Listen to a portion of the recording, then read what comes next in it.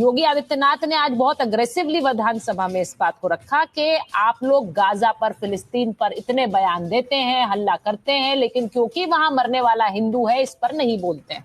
आपको लगता है वो सही बोल रहे हैं या गलत बोल रहे हैं? चलिए, शुक्रिया। वैसे तो आज ब्राह्मण विशेष था यह प्रोग्राम, लेकिन चलिए बांग्लादेश से शुरू करते हैं।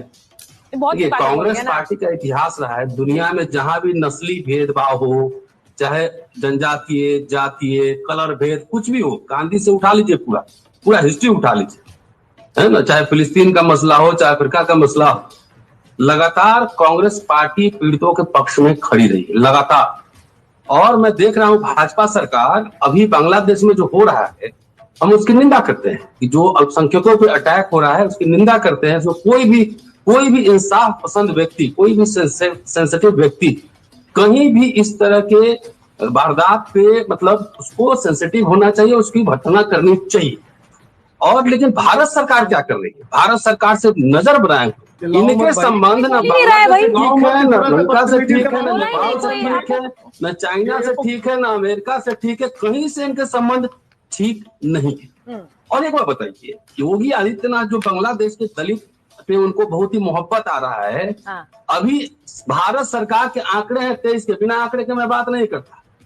टॉप नंबर पे दलित एट्रोसिटीज जो है ना उत्तर प्रदेश में हो रहा है, 15,130 एक साल का है, रिपोर्टेड कह रहा हूं। उस पे आदित्यनाथ की आंसू नहीं निकलते हैं। मनीषा बाल्मीकि के केस है, अभी रायबरेली में एक दलित बच्चे को लिंच कर दिया गया। और इतने जो है ना एट्रोसिटीज मुसलमानों पे हो रहे हैं उत्तर प्रदेश में, चाहे अखलाक का मसला हो, चाहे बिल्किस बानो हो, इन पे तो आरोपियों को फूल माला पहना के लड्डू खिलाते हैं। इनका तो नैतिक कोई ये आधार नहीं है सब सवाल उठाने का दलितों पे। सबसे ज्यादा एट्रोसिटी जो राजकुमार भाटी जी ने कह दिया, बुलडोजर चल रहा है मुसलमानों के मकान, नैतिक अधिकार ही नहीं है बीजेपी को दलितों पर अत्याचार की बात रखने का।